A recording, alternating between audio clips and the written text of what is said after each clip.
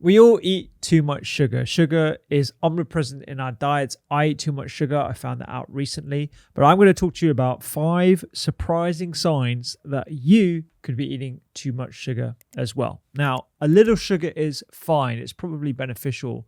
But consuming too much can lead to a whole host of health problems. The obvious signs will be excess weight. And you can look at waist-hip ratios, BMI, or just the scales. High fasting glucose levels that can put you at risk of metabolic disease like type 2 diabetes, poor energy levels, frequent crashes during the day. But here are some surprising signs that you could be consuming too much sugar that you might not have come across before. Number 1, chronic sinus problems and allergies. What we eat, the food components, the foods and dietary patterns can influence immune function and allergic disease, or your propensity to allergies, either directly by influencing the gut microbiota, the population of microbes that live all over your body, but largely concentrated in their trillions in the large intestine. It can also impact the epithelial barrier function, so your gut barrier, and overall health as well. Observational studies in humans suggest that healthier eating patterns, i.e., higher food diversity, higher intakes of healthier foods such as fruits, vegetables, and complex carbohydrates, and lower intakes of animal products, sugar, fast foods, are all associated with improved outcomes of asthma, atopic dermatitis, and allergic rhinitis. This is actually from a 2023 paper that was published in Allergy. I'll put it up on the video for the folks watching on YouTube to see the abstract.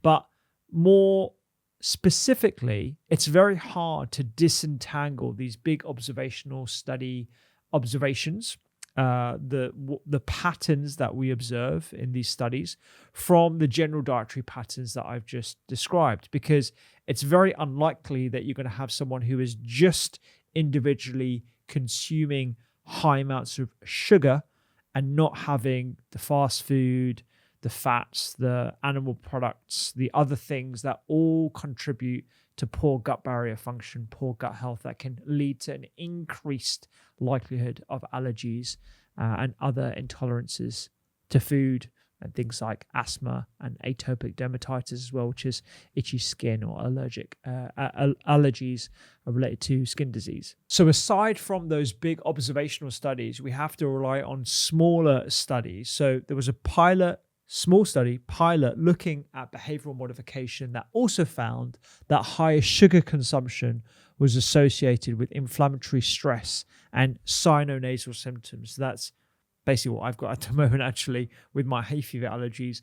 A bit of a blocked nose, you get congestion. You can also get pain in your sinuses that are just above your, around your forehead and below your eyes and in the infraorbital region, so just beneath your eye sockets as well. There was another study that found a dose-response relationship. So that's where you have a higher dose of the issue in question. In this case, it's sugar, with more of a pronounced response. And that dose-response relationship is shown to demonstrate more of a causative effect rather than just a random relationship. And that was seen between SSBs, also known as sugar sweetened beverages, so your Cokes and Pepsis and anything we just load in a whole bunch of sugar in, and asthma diagnoses as well. So there appears to be some association there that could be causal as well.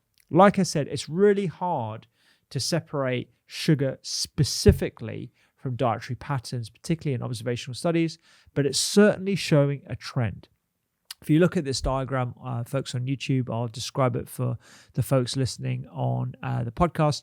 It basically shows the types of nutrition, i.e. your nutrition patterns, how that influences your gut microbes themselves, the gut barrier, and how that influences immune function and your risk and the likelihood of allergic diseases, which can include asthma affecting your lungs, skin diseases, and also even has an impact on other things actually that are alluded to in this paper, but I'm going to save actually because it's one of the unusual signs that you might not have come across with high sugar consumption. And a pattern of eating that is beneficial is one that is demonstrated on the right side of that diagram, which are whole fruits, vegetables, largely plants, and very, very low sugar, and avoiding junk food, processed food, all of the emulsifiers that can also further damage the gut barrier as well. So that's number one: sinus issues, asthma issues, allergies. Really think about your sugar consumption and do a food diary. I always suggest people do a food diary and figure out exactly what they're eating and where sugar might be sneaking in, because sugar sneaks in lots of different places, and I'm going to talk about that at the end of this video/podcast. Number two: constant cravings and feeling hungry all the time. There was a recent study published in Nature using the Zoe Predict 1 cohort. Friends of ours, the guys at Zoe, they do a lot of publications, and they showed that post-meal glucose dips are associated with raised appetite, so more cravings, and energy intake from food, so more calories. You just feel like you need to eat. People basically experience a big sugar dip after eating a high sugar meal. So you have this big peak and then you have this trough underneath. You feel hungrier and you end up eating a lot more in the way of calories during the day than people who have shallower dips. So this is a suggestion, let's say, that if you keep your sugar levels a bit flatter, so you're having less in the way of these big rises and then big dips afterwards, then you're likely to eat less and you're likely to have less cravings as a result of having less cravings and feeling less hungry during the day as well. An important thing to note in this study was that they did observe variability in the size of these peaks and dips in each person in response to eating the same meal on different days. So let's say I had a chicken burger with chips and a salad on the side on a Monday, and I had the same meal on a Thursday. And my responses, as demonstrated in this study, were different. So there's variability in how my sugar went up and down by eating the exact same meal, the exact same macronutrients, the exact same calories, etc. So it could be down to a combination of other differences in that day. My activity levels, my stress, how much I slept. This all has an impact on my sugar levels as well. So I don't want to suggest that all you need to do is reduce sugar to reduce these dips and reduce your cravings. There are some other things that can affect your sugar levels and hence your cravings as well. So the big sort of question mark around all these glucose monitors and stuff is to be continued. The results are basically based on this big sort of question mark around what is actually driving these peaks and troughs as well. The other thing to note is that this particular study was based on subjective measures of appetite. So they weren't looking at measures of appetite hormones like ghrelin and leptin. So ghrelin tends to go up when you have more of an appetite, you've got more of those cravings. And this was also self-reported in terms of the meal content as well. So it wasn't a rigorous study where they could dictate exactly what people ate. It was all self-reported. So there are some important limitations there. Another important limitation in this study that they did describe was the lack of diversity in the study population. It was 97% white, which prevents us from generalizing these findings to a wider population, including myself. So just some really important caveats there to mention. Number 3, low energy and poor sleep. Poor sleep, that is probably one of the things that I get asked about the most. How is it that sugar or high sugar consumption impacts my sleep quality? Tossing and turning at night, mid-morning or mid-afternoon slumber, this is something that a lot of people suffer with. There is some evidence suggesting that healthier diets, so higher in fiber, lower in sugar, and rich in anti-inflammatory foods are associated with better sleep quality. This was published in the Journal of Academic Nutrition in 2022. On the other hand, there is also evidence that eating more sugar-rich foods, more refined carbohydrates, is tied to worse sleep and more arousal from sleep as well. So you have more awakenings in the middle of your sleep time, whatever that might be. Now, there aren't many studies looking specifically at sugar and sleep, but there was this one cross-sectional study of 395 adults among students at a University of Medical Sciences, and they found that poor sleep quality was correlated with high consumption of sugar sweetened beverages. I'm going to pull up this diagram for the folks watching on YouTube, and I'll explain it for the guys on the podcast. Short sleepers, i.e. those who had less than 6 hours per day, that's probably a lot of people listening to this actually, had higher consumption of sugar sweetened beverages intake compared to those who had more than 8 hours of sleep. And there is a significant difference here. You can see quite clearly, looking at the bar charts here, you've got people who sleep more than 6 hours a day, 6 to 8 hours a day, and 8 hours a day. And the intake of sugar as well as sugar sweetened beverages. Now, the overall intake of sugar wasn't significantly correlated with sleep duration, but sugar sweetened beverages in particular were. And so we don't know specifically the direction of association. This is really important because whenever you see these kind of studies on social media, people will make the incorrect assumption that sugar sweetened beverages causes poor sleep. That might be the case, but the other way around is poor sleep could be the cause of people reaching for a sugar sweetened beverage in the first place. So if you're feeling pretty tired and you're getting less than 6 hours sleep, you're probably going to go for a can of Coke or something sugary, Lucozade, to get you going through the rest of the day, particularly if you're a medical at a university, medical sciences, and you need to keep awake during lectures. So it's just something to just be aware of as well. I'm on the looking at the totality of the evidence. I think sugar sweetened beverages will be causing it, and we'll go into a bit more detail as well as to why, because there was a recent systematic review of observational and interventional studies, and they actually demonstrated that a high intake of free sugar-rich foods was associated with worse sleep, whilst consumption of healthy foods with lower sugar was associated with better sleep quality. And another study showed that arousals from sleep were more frequent in participants who consumed more sugar. So they actually looked at, I'll just pull up this diagram here, the sleep-wake cycles. They actually found that people who had more fiber in their diet had more slow-wave sleep. So that's also called deep sleep. It's basically a stage of sleep that seems to play a very important role in muscle growth, memory, immune function as well. So there's all these sort of correlations that we can go back to just at the start of this podcast as well. If you're going to be having less sugar, more fiber, a healthier diet pattern, that has an impact on immune function. That might be the result of better sleep as well. So that as an aside, the more fiber you have in your diet, the less sugar, the better the quality of your sleep. So you're getting more of this slow wave deep sleep. Whereas the participants consuming more sugar, lower quality in their overall dietary pattern, they're going to have less of this immune modulating sleep as well. So there's quite a few things that could be going on here, but the general direction of travel is more sugar, worsening energy, worsening quality of sleep. This is quite a confusing topic, so I want to kind of summarize what could be going on with energy crashes and sleep issues. So first off, it could be a result of the large rises and falls in blood sugar levels, leaving you to feel tired and sluggish. Healthy sleep starts with a healthy diet. So a diet high in sugar can cause that restlessness and the disruption to the quality of your sleep.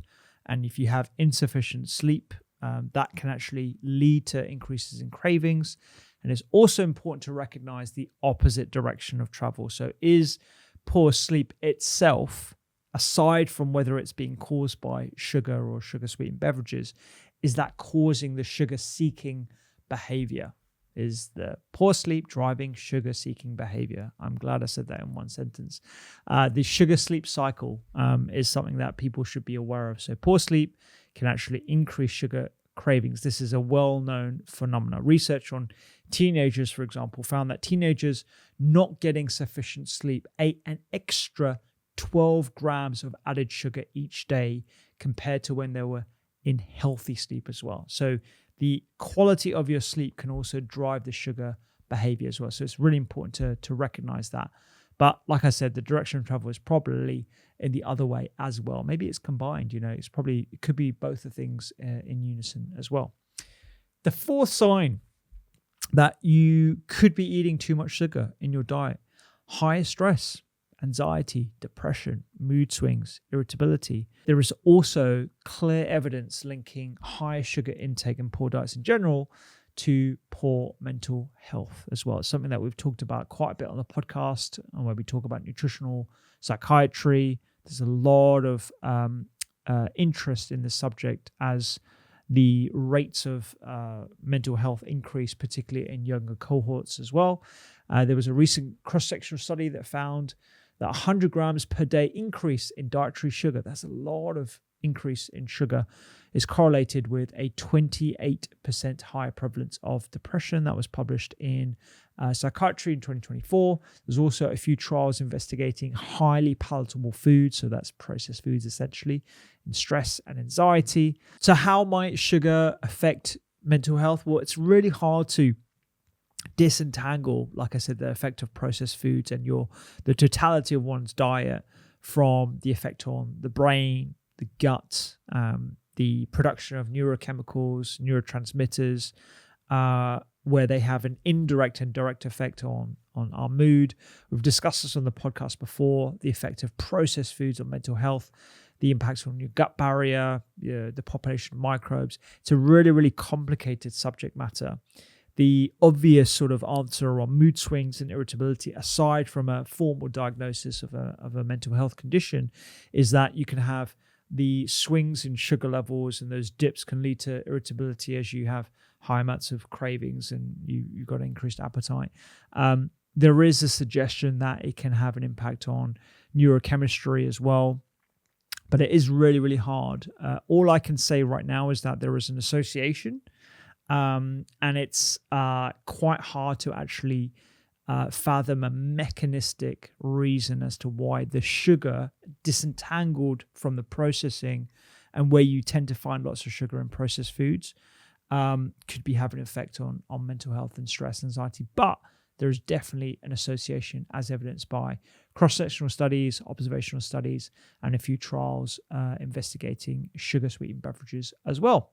Just a quick one. If you're enjoying this kind of content, you will love our free newsletter called Seasonal Sundays. It goes into depth on a seasonal ingredient every Sunday, and we talk about the nutritional medicine benefits, the research, and the culinary uses of an ingredient every Sunday, with recipes included. You can get access to the free newsletter in the link just down below. The fifth unusual sign that you could be eating too much sugar are gut issues. So cramping, spasms, bloating, discomfort, pain, intolerances.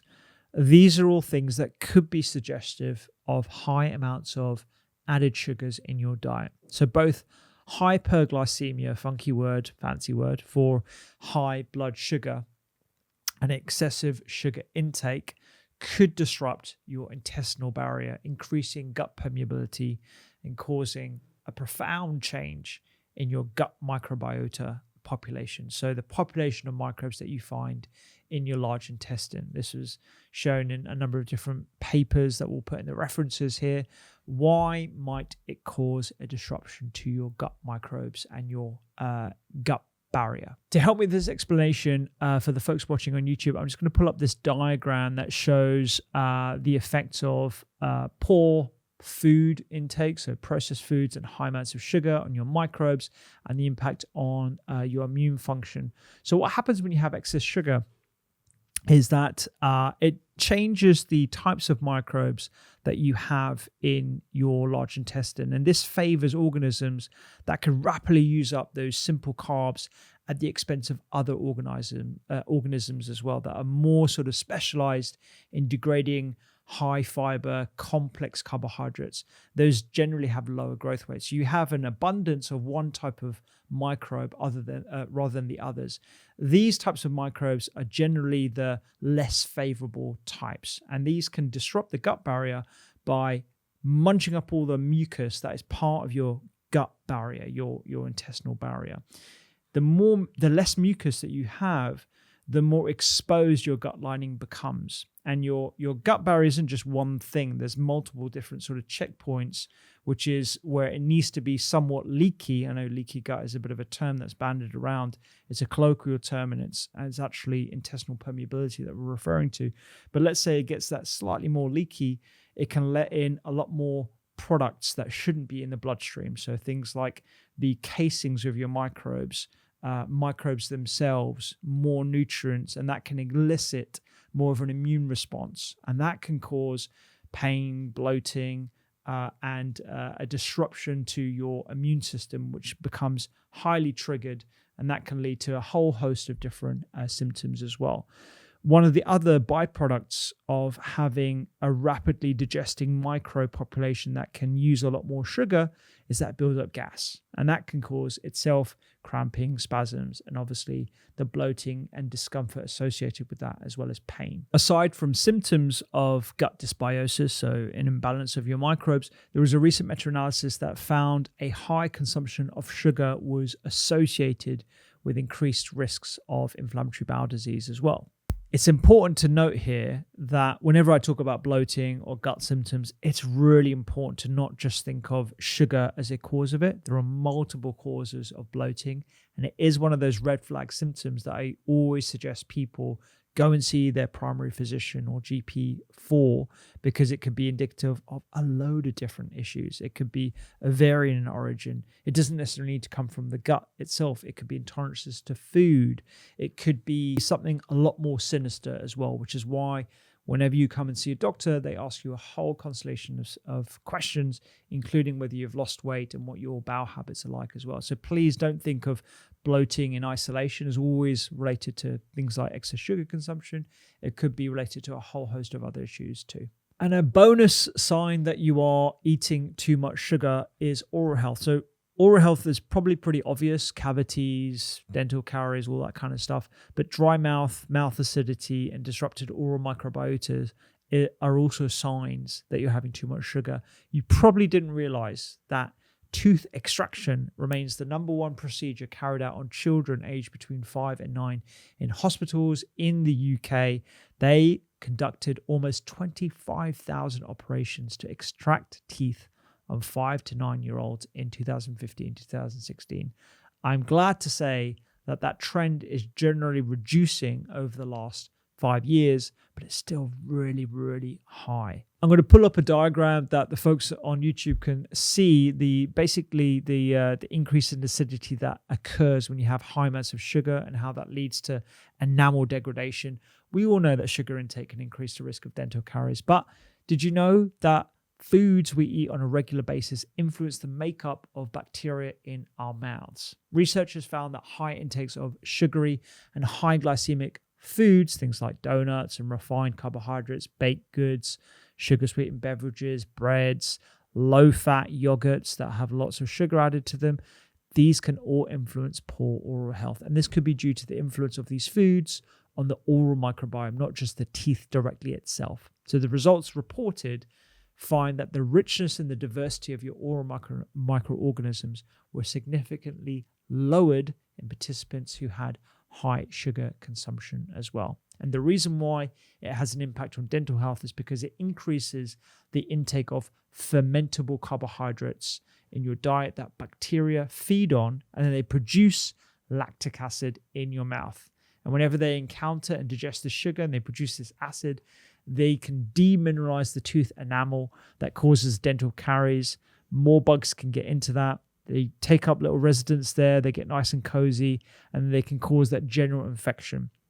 Plus, the sugar-rich diets can also cause dry mouth and worsen the demineralization as well, leading to more abscesses and infections. So a balanced diet that is really low in sugar can protect those microbes and keep your mouth nice and healthy. Okay, so you're probably wondering right now, okay, Dr. Rupy, I get it. I don't want to have any of these unusual signs and any of the obvious signs of excess sugar consumption. How much should I be having in my diet?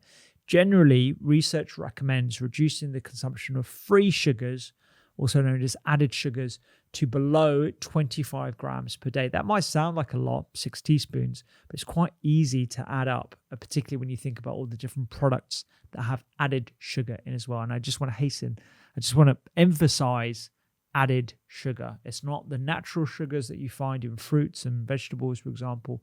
It's the added sugars as well. How much are we actually having? Well, in 2018, children in England were on track to consume on average 13 cubes of sugar per day. This is more than double the maximum recommendation for kids. Kids should actually be having less than 6 cubes per day, and those between the ages of 4 and 6 should be having no more than 19 grams.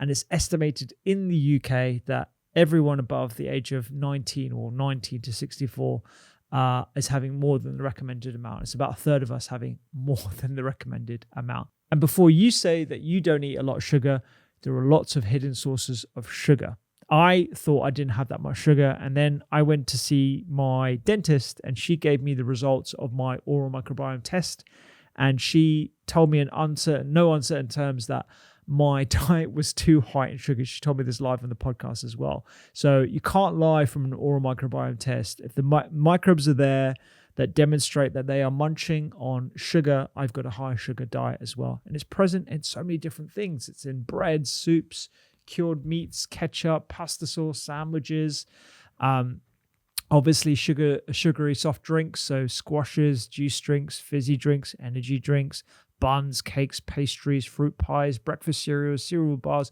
yogurt, fromage frais, other dairy desserts, particularly the ones that say low sugar, and refined carbohydrates. Don't forget flour products, breads, pastas.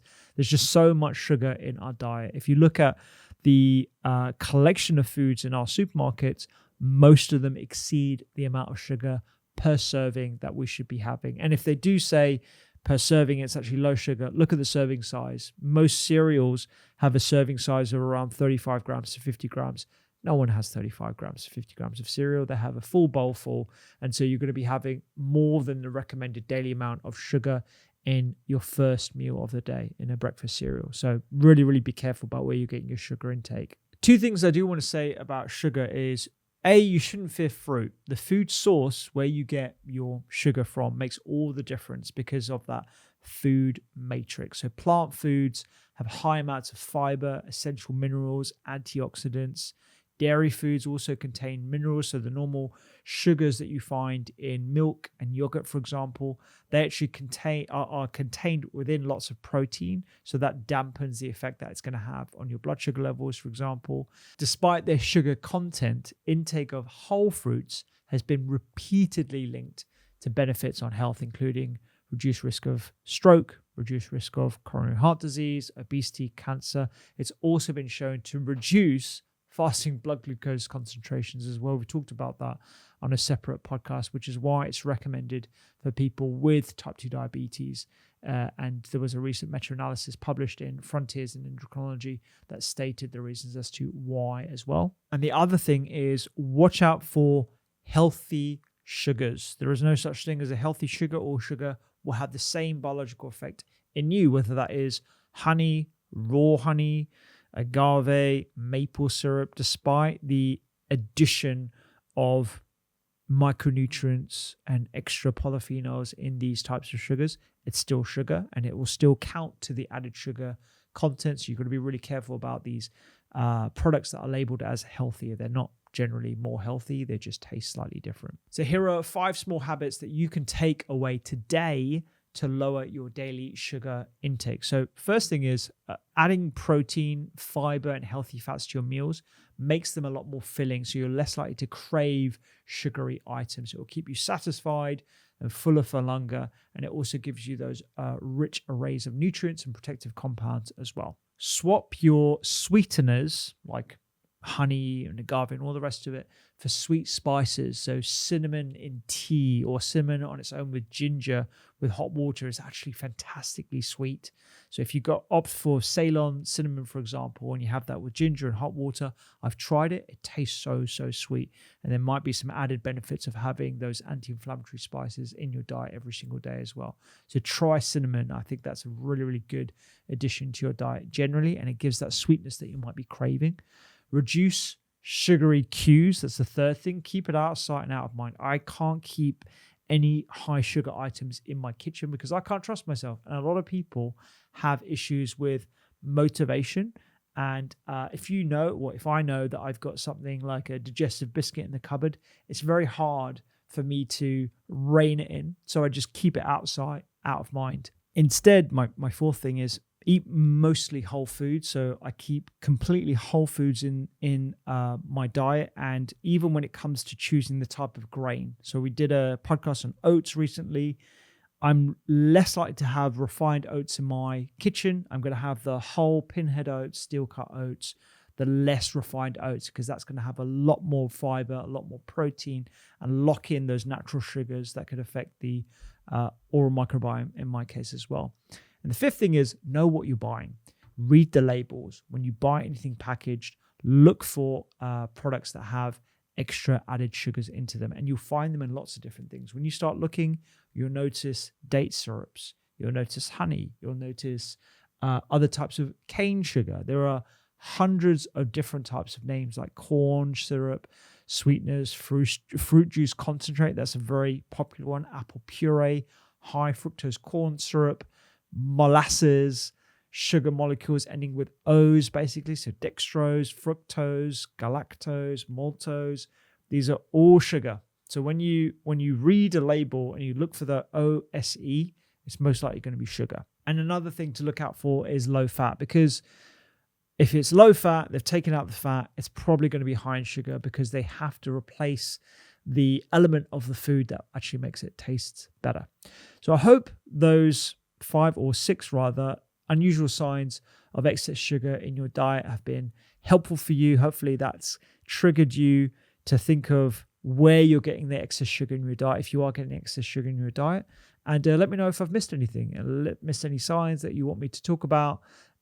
We had to narrow it down to those 5 or 6, but there are probably a lot more that we need to address as well. If you love that episode, you'll love this episode that I've done on chocolate. I do a deep dive into the research behind why chocolate has benefits and how you can choose the best type of chocolate in supermarkets to have those healing properties.